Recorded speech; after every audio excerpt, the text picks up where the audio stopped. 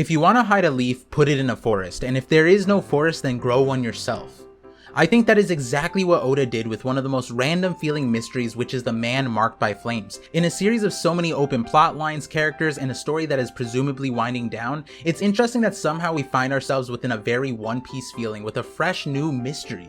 But it also makes you wonder, is it really fresh, or is it something that Oda has been cooking up since the beginning of One Piece? Which, now that we are in the last saga, we are at an interesting impasse with some of these reveals. Are these new, or were these part of the original plan? It is a known detail that Oda has had the ending of One Piece figured out, so surely as we go into the last saga, most of the elements that we are being exposed to are things that Oda had in preparation from the start. If you've been paying attention to my videos or my hints at my future theories, I've been exclaiming how focused I am at dissecting early One Piece lore and figuring out how Oda may have introduced us to some endgame concepts in super creative ways, and I think the man marked by flames might be another one of those details. I think I figured out who this character is, and by reconstructing the timeline, I may have connected all of the mysterious details surrounding the burn scar man to a singular character that I've yet to hear being brought up in this context. When you think about the privacy the man marked by flame has, it really makes you wonder how they've hid their identity even from some of the most well-connected pirates in the series. And you realize it was probably thanks to Surfshark VPN, rated the best VPN for security by security.org. I recently traveled and needed to connect to public Wi-Fi locations that are notorious for scraping your data, and Surfshark protected me and this channel the entire trip, and with my promo code you can receive 3-month free to feel as protected as I did. One Surfshark account can be used on an unlimited number of devices, which is super convenient for me when I need to send important documents to my wife or family. And you're probably thinking, well, even if your ISP can't see your data, what good does it do since the VPN will? But that's the thing, Surfshark has a no log policy, so none of this information is tracked. Try it out yourself. Their 24-month plan is one of the best deals on the market, and Surfshark is offering 3 months extra, which you can get if you click the link in the description, scan the QR code on the screen, or use my promo code Parvision at checkout. And if you find a VPN solution better than this, there is a 30-day money-back guarantee. So stop security threats like phishing scams in their tracks by surfing the internet like a shark with Surfshark VPN. So if you're new to the channel, the way I view the world is by making connections. So let me connect you to my vision, the Parvision. And so with that, let's look into the data that Oda has leaked to us about the man marked by flames. The first we had heard about Hinokizu, or the man with the burn scar as the official translation that I've stated, is in chapter 1056. Oda has Kid and Killer in one of their last scene moments breathing on panel deliver the information that they would have to put all of their strength into this task if they want to take part in the all-out war over the One Piece. Kid responds to Killer saying, "What, you mean finding the man with the burn scar? That's not enough to go on." Luffy questions it, confused. Law is silent but has an ominous face, sort of as if he is also aware of who they're talking about, and then Robin is seen with a blank face, but questioning the situation. Then Kid says he has an advantage over Luffy. By this time, we are unsure of what kind of role this burn scar man has in the story, and this brief mention sent the community on a search, looking for every possible character with a burn scar, which Oda sort of acknowledges later on, but what made this search really difficult was that the term burn scar or marked by flames, or just the name Hinokizu, was so vague in that this could mean a literal burn, a tattoo, or just anything with some resemblance of fire that could be used to identify someone. Apparently this character is vital for the war over the One Piece, and at the time we are unsure of what capacity, but again the community searched and tried to piece together options. Characters like Yaruj was brought up, Kuzan was brought up, and in the manga we get a moment where he jokingly asks if he was the character, but the Blackbeard Pirates don't think it would make sense for it to be him, despite some of them thinking a Devil Fruit user or a world government agent could be involved, which Kuzan would be in both camps. But nonetheless, some of the other viable options were Sabo, Scopper Gaban, Dragon, Shanks, a Sun Pirate, Douglas Bullet, and these were just some of the ones that were listed in our livestream reaction, and even one of the craziest ones was an Ohara survivor. And as crazy as that sounded, we found out later on Egghead that Saul survived and he would literally be a perfect candidate for the man marked by flames given what happened to Ohara. But also a very important detail that we as a community pieced together and was strongly confirmed by the Blackbeard Pirates was that the mystery man would have the last road poneglyph. The most anyone in the modern timeline that we know of has is 3 poneglyphs. This would be the road poneglyph that Big Mom had, the one on Zoe, and the third one on Wano, which was the last one Roger got to. But in this case, we were looping around to a plot line that was created in Fishman Island, in that the red poneglyph that was there was missing by the time the Straw Hats got there. The Blackbeard Pirates seem to be convinced that the mystery man marked by flames has this poneglyph, and something to establish that we have no clue about when this poneglyph went missing. It was there 25 years ago when Roger went there, but now it's disappeared. And And we do know to a certain extent that this wasn't something that was to be expected, and I say that as a little bit of a stretch, but mainly because Inarashi and Nekomamushi said that the whereabouts of it are actually unknown. I'm not sure how they received that update, but maybe that is a meaningful data point. Something else we know is that this wasn't exactly a recent occurrence, as the Blackbeard pirates mentioned the man marked by flames chronologically 1 year before Kid mentions it to us. So the rumors and mystery of this character is something that has lasted over a year at minimum, unless Blackbeard already solved the mystery, but currently we don't seem to have any implications that would direct us towards that conclusion. And I don't know why Oda would choose to add on to the mystery through Blackbeard if it wasn't important, and that's when Oda gave us even more clues for our game of guess. According to Blackbeard's crew, Lafitte says the Burn Scar Man rides in an all-black ship that swallows enemies in a gigantic vortex if they should wander too close, adding that perhaps it's a devil fruit at play. And Shiryu thinks it's someone from the government because the world government has dark secrets of its own, and if they hold one of the stones, it means no pirate will ever reach the One Piece. And then the conversation switches before we're given any more context. As I mentioned earlier, Kuzan's name was thrown out, but quickly was dismissed by saying that he just got his scars, as if that meant the rumors of this Burn Scar Man had to be something long-standing. And that's the thing about all of this. How do these rumors even start, and where do they come from? They're so random, but the intersection at the minimum between Kid and Blackbeard was the burn scar. But the weirdest part of this is that somehow a man with a burn scar is associated with stealing a giant red rock. Like Aokiji said, he would definitely have remembered a giant red rock if he had seen one. But also, who or what is the source that told the people this rumor? And for that, we have to acknowledge something really important. It's that 50% of you are not subscribed, and once you fix that, you start to realize that the people who have these rumors is really interesting. Let's remember something important. No one should really know about the poneglyphs in the One Piece world.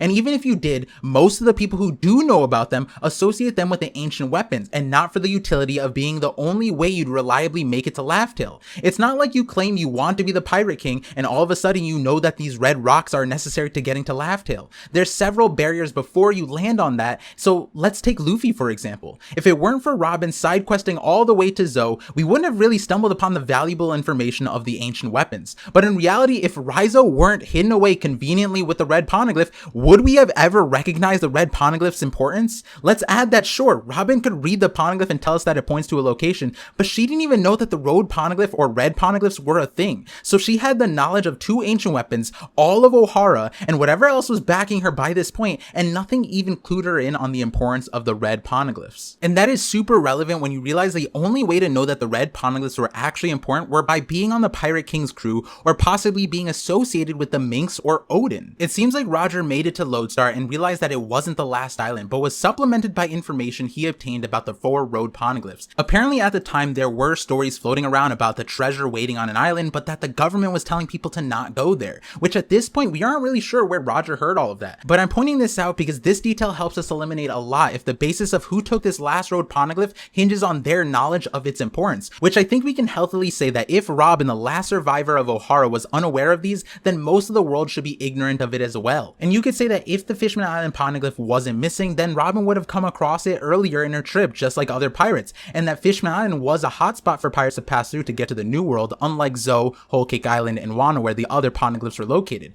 But the thing is, it's really not that apparent. It's outside of the main Fishman Island bubble, past the graveyard of ships, and within the forest of the seas. So these red stones have basically just been cultural relics that most people would likely never even come across, unlike Robin, who is a trained archaeologist who has been searching for these for her whole entire life. So in general, I think it's fair to say that the road poneglyphs are unknown to most people, which we also see that reflected even more so in the story. Big Mom has been sitting on a red poneglyph for over 25 years, and when she was aiming for the Pirate King's seat, she instead talked about the ancient weapons and beating the world government, and that's the same with Kaido. It didn't seem like either of them knew that there were 4 red poneglyphs that indicated a location that they needed to go to, which is kind of comical when you really think about it. But that also explains why King Neptune had zero mention of the red poneglyph with Robin. He knew Luffy wanted to be king of the pirates and trusted his crew enough with Shirahoshi's title as Poseidon, and did not even mention the red poneglyph. And the reason being that when Roger went to Fishman Island, Roger had no idea what purpose the red poneglyphs held other than a location. Roger had to collect all 4 to fully understand what to do with them. And so it's highly likely King Neptune had no clue about the red poneglyph's importance, and it's not like Roger's crew talked about it in front of him from what we saw, and we can confirm it takes a skilled navigator to take the information and decipher it into a map, as we can tell from Nami's reaction to the data,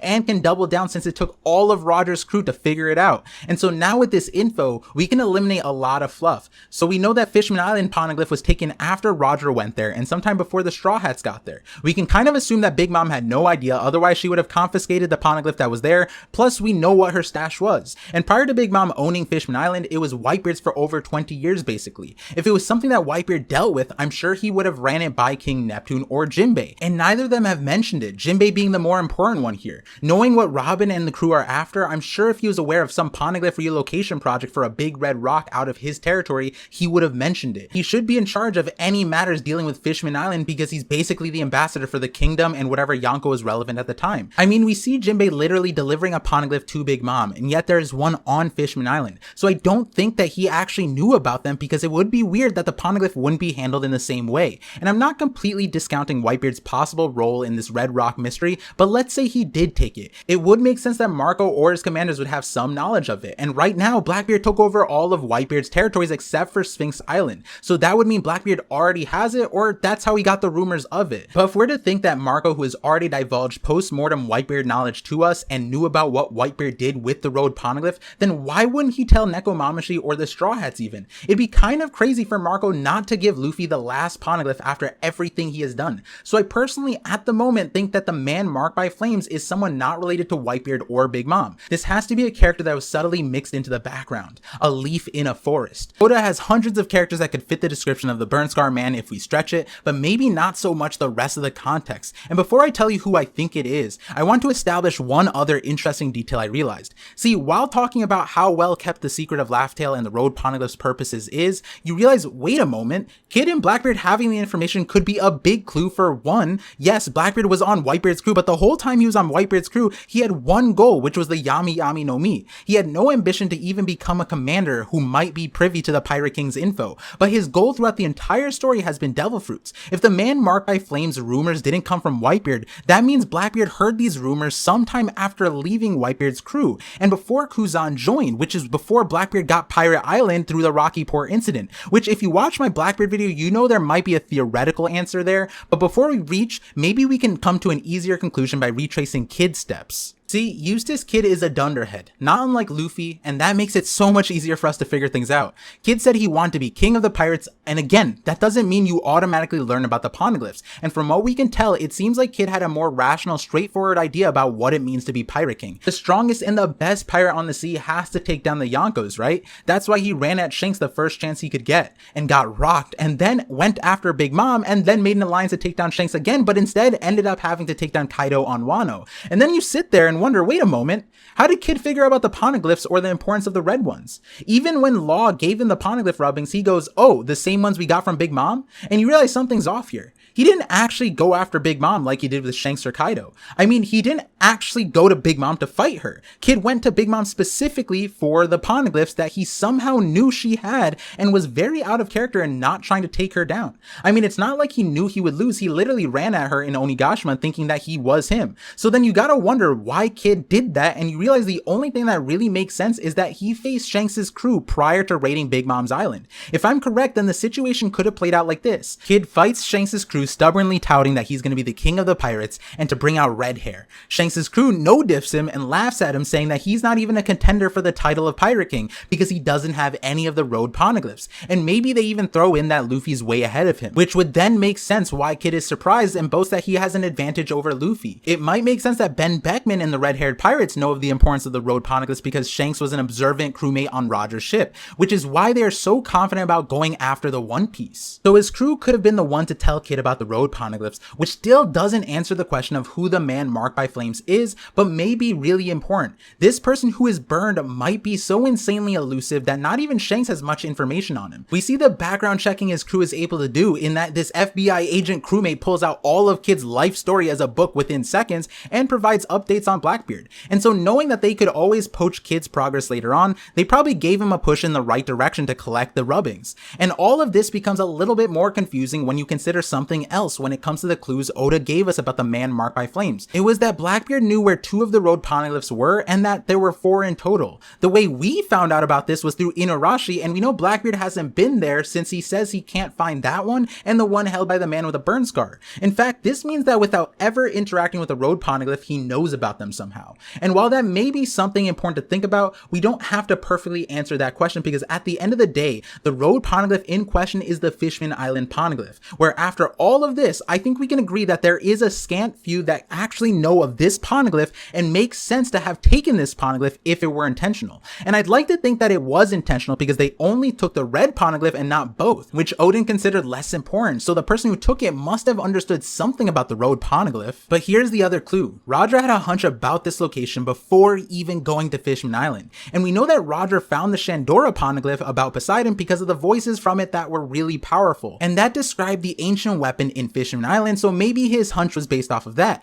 But most of Roger's trip is him going to wherever he needs to go, and for the road poneglyph specifically, he's basically handed them. And so if you contrast Roger with Robin for a moment, with the same information, Robin had to do some researching on Fishman Island to figure out which way to go. And from what King Neptune says to Roger in Fishman Island, I don't even think he was aware of these poneglyphs in the way Sukiyaki or the Minks were. Unlike the Minks and Kozuki, who were tasked with guarding the poneglyphs, King Neptune is much more preoccupied with Charlie's prophecies and basically has no clue about what either rock says. So I wonder if it makes more sense that before coming to Fishman Island, Roger decided to ask about his hunch with the place he pit stopped at before Fishman Island, which was Water 7. Roger says he has a hunch about the road poneglyph, and in the next panel we see Tom. Apparently they were close enough for Roger to ask for an update on Tom's progress on his Dream Sea Train, which Iceberg at the time wasn't aware of. So that would imply that Roger and Tom have a deeper history, which we'll cover another day. But what's interesting is that Oda decides to off-screen Roger and Tom's conversation while Odin meets a newly abandoned Cutty Flam,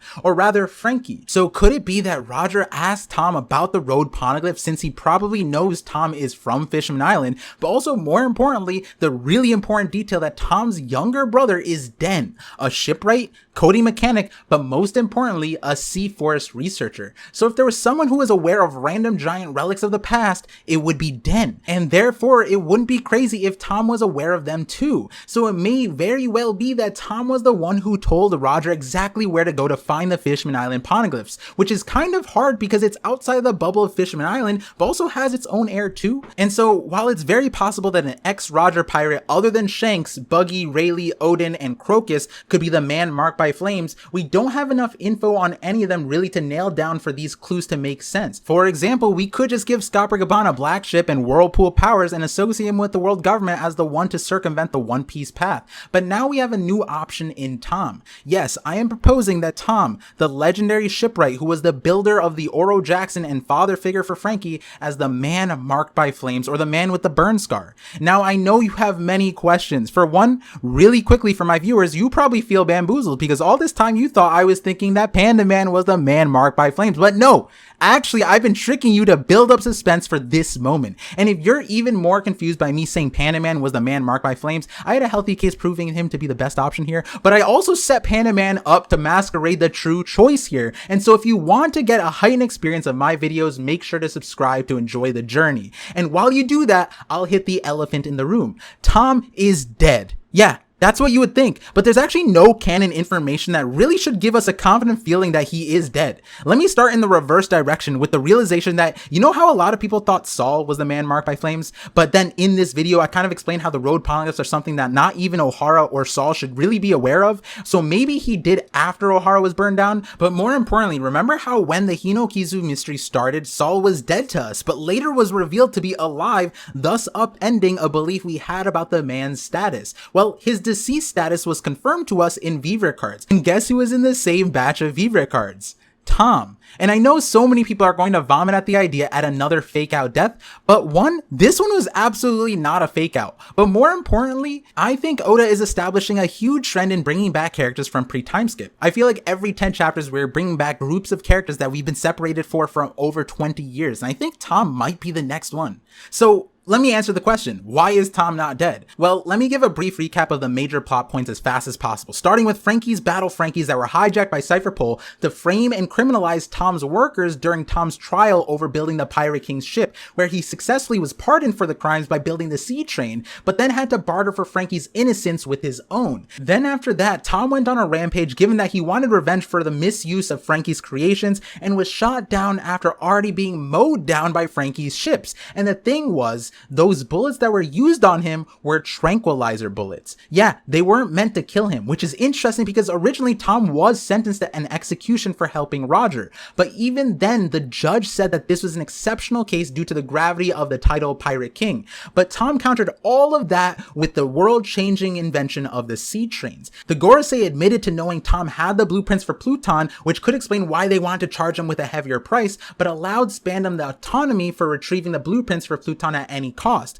which he ultimately failed at during the time. So by the end of this and the negotiation between Tom and the judge decided to have only Tom sent to Enies Lobby, and everyone assumes he dies after. Kokoro says Enies Lobby is the judicial island in the possession of the government. No criminal who's been taken there has ever come back alive. Not one. Which technically got proven wrong by Luffy's feat, but here's the thing. What do they do with that most heinous criminals? Even ones that deserve the death penalty. They don't kill them. We even see that in practice with Frankie during the Enies Lobby arc where Spandam wants to kill him, but what happens is he is directed to be sent to Impel Down. So if you think about it, Tom would have had the same fate. Instead of being killed, he would have been sent where everyone else the death penalties was sent, to Impel Down level 6, where people are forgotten in eternal hell. And there's nuance to this, which is that Tom is a criminal who was in good favor with the justice system because he was capable of building the sea train, and we know they had some flexible sentencing available for people that they could use. But now at least we created the timeline of things. If Tom was sent to Impel Down simply to be forgotten and fade away in existence, then that fits the timeline for the man marked by flames. Before the time skip, he would have been freed by Luffy and Blackbeard, fully capable of fulfilling all the roles that the burn scar man has. Even the physical description, because Tom is a man who would have scars from being blasted by Frankie's cannons, but also tattoos that look fiery, which we'll talk about in a second. But that's not even why I think he is the man marked by flames. He could be the one person who knows of the importance of the road poneglyphs because Roger probably came to him and asked him about them just prior to becoming the Pirate King. Tom wouldn't even really need to know what was written on it other than it being important to get to Laugh Tale. But we know that Tom isn't separated from the poneglyph world as he was monitoring the O'Hara situation and its outcomes. He warned Iceberg and Frankie of Robin to the point that each of them were extremely cautious of her years down the line, which against their own logic found themselves thinking that she wanted to work with the world government to reawaken the ancient weapons despite being demonized by them her entire life. That whole situation was extremely loaded because Iceberg admitted to his hypocritical stance by being a person working with the world government while also being chased by them for having the blueprints to Pluton. And that's where there's a few interesting things because Tom could have been in that situation the entire time while imprisoned. We see that Giants on Enies Lobby had a unique agreement to free Dory and Brogy, which wasn't true, but again, Tom is such a legendary person that he would be worth keeping alive or not killing at the minimum, and while regarded as a heinous criminal, maybe he was held in level 6 until he broke and decided to help them by giving them the Pluton blueprints or making more sea trains. And I found it interesting because when we were introduced to the sea trains, Chimney says it's the only one probably in the whole entire world, only to be disproven by the existence of Rocket Man. And post time skip, we see that Water 7 made another sea train, and it could be that the jet black ship that Lafitte mentioned is actually a sea train, a jet black sea train, just like you see on the panel here. The first successful one was the Puffing Tom. Then Iceberg made the Puffing Ice. And it could be that after Luffy and Blackbeard broke everyone out of Impel Down, Tom went to go get the road poneglyph on Fishman Island, where he would have found himself in his natural habitat, a scrapyard of some of the greatest ships that the world's currents would have accumulated here, and eventually creating the third generation sea train, most likely naming it the Puffing Flame, contrasting Iceberg's Puffing Ice, but also referencing Frankie's name. And if you're wondering where the flame comes from, it's from Frankie's original name, Cuddy Flam, which by using the katakana and pronouncing this in Japanese, you'd get Furamu. And you know the deal with the recent Mother Flame situation, this could actually be read as flame, meaning the jet black sea train, which Tom considers a paddle boat, is the jet black ship that the man marked by flame rides that carries the road poneglyph. And it being a steam-powered sea train would make the rumors of the vague man marked by flames even more validated in that the ship would constantly be outputting smoke, which is a mark of flames. Where there is smoke, there is fire. And if you take take into consideration sea trains are a rarity in the world, then it would make sense that anyone who sees the train wouldn't be properly able to describe it, thus justifying there being rumors of this. And we have seen that the sea trains are able to traverse the seas without the rails, and maybe Tom has created some kind of improvement on it. But the paddles could be what creates a turbulence that results in whirlpools, because even with the puffing Tom, it was dangerous for boats to be nearby. Also, this would explain why it's so hard to find and to get to the ship, because sea trains are hard for traditional ships to keep up with, especially if it's situated on rails. As far as rumors go, it would be about 15 years since the world has seen Tom, so his own appearance could allow for him to be referred to as a man marked by flames, or it could be because of his ship that blows smoke that makes him referred to as the man marked by flames. Maybe it's the tattoos that kind of look like the Sun Pirates tattoo, but with a sunflower inside, or poetically, it could be that Tom goes by this name because he was marked by Cuddy Flam. Cuddy Flame would be why initially we had the translation of scratched by fire or burn scar. Cuddy Flame is basically a synonym for that. So it might be more accurate to say that Tom is the man cut with fire or cut with a flame. All of this being a beautiful pseudonym that could be a personal choice or a secret message that only few would understand. From Shiryu's perspective, Tom was technically a person who worked with the world government and had dark secrets. And from Lafitte's perspective, the sea trains would be jet black ships. The whirlpools could come from a plethora of things. I mean, Tom was an insanely strong fisherman, so that could be the reason why whirlpools surround his ship if you come close. But also, I wouldn't put it past a legendary shipwright who apparently created the sea train in a way to deter sea kings from approaching via sound reverberations on rails, that they wouldn't be able to make a whirlpool machine when his student is able to make a laser cannon. I would imagine that if the train doesn't create whirlpools on its own going at high speeds, then there's many explanations that can fit,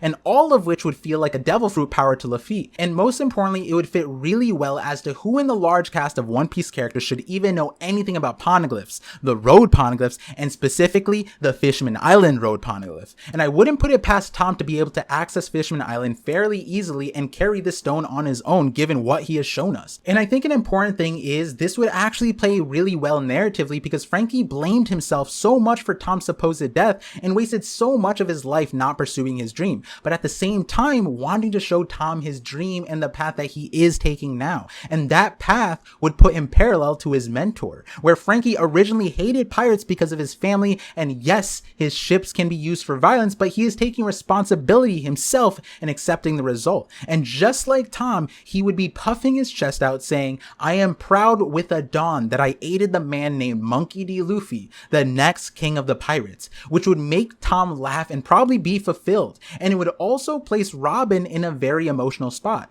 Tom created preconceived notions about Robin, demonizing her and her people, and this could be a way for her to clean slate herself and her people, redeeming the innocence of her aspirations. Tom having the last road poneglyph would have him go full circle in Robin's character arc, allow his student to circumnavigate the globe, and ultimately catapult the next king of the pirates, and that might be the most wholesome scenario. And another version is that Tom did actually end up dying, but after building the sea train and putting the poneglyph on it, connecting two plot lines, the prototype rocket man that was uncontrollable and couldn't be stopped, but also what Robin tells us of abandoned or used ghost ships. They are usually called treasure ships by pirates, which would be really fitting for the last poneglyph to be considered a treasure on that magnitude. And if we add a third plotline, it would be that I wouldn't be surprised if a Klabotterman could be a proxy for Tom himself. And adding a fourth plotline, it could even be that if a new ship wasn't made, the rocket man that all of Tom's workers created together and was used to free Franky and Robin could be used here, and it was left trashed on Enies Lobby, which means that it has a potential to wash up in the graveyard of ships on Fishman Island, with perfect timing for when Tom was freed from Impel Down to eventually use all of its parts to recreate it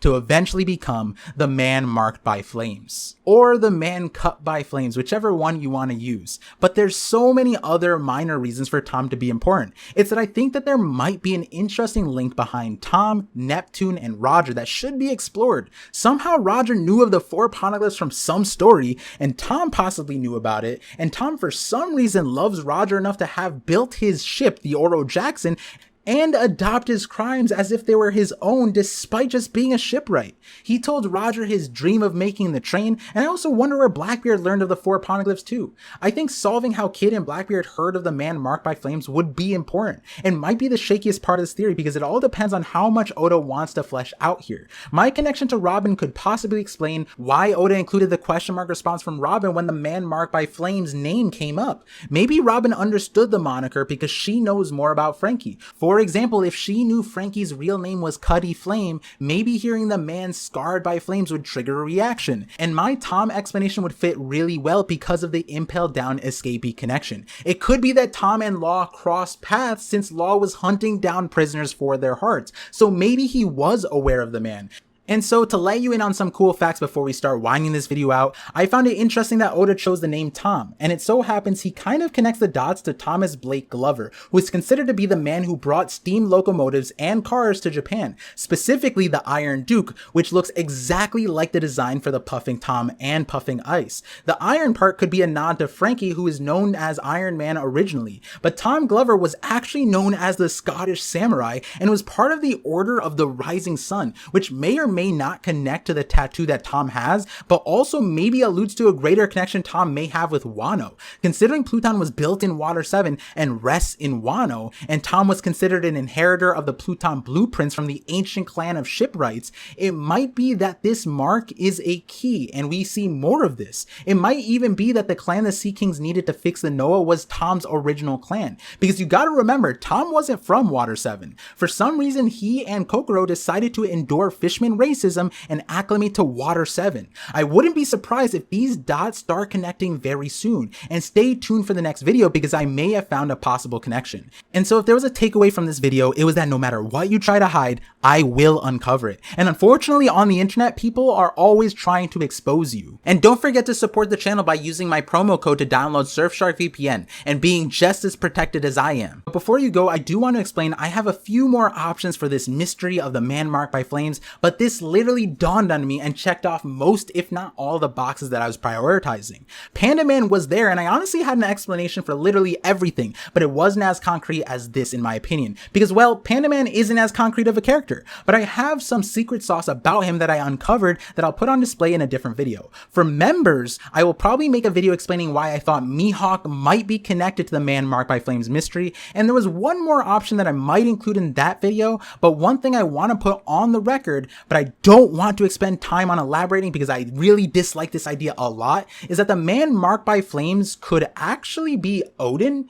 The flames being the burn scars that he got from the boiling oil. He is super powerful, so whirlpools are easy to explain. He knows the poneglyphs, but one reason I was kind of drawn to him was that technically his role in Wano was done. But also, if Hinokizu is supposed to be a moniker that brings attention, then I couldn't help but seeing a possibility that if you rearrange the text, you would get Hinozuki, which would mean sunrise technically, and this character would be gatekeeping the dawn, and Odin wanting to meet Joy Boy could make this all make sense. The he and no could be parts of Hiyori and Momonosuke's names, but that's a stretch. But I did see Fire Moon or Sunrise, and that the Zuki there could be the ending of Kozuki, creating a playful puzzle for us to solve. But again, I'm way more on board the Puffing Flame train, with Tom being the man marked by flames who took the last poneglyph, and I'm curious to know what you think. And so, like always, thank you for connecting with me, and I'm looking forward to connecting with you all on the next Parvision.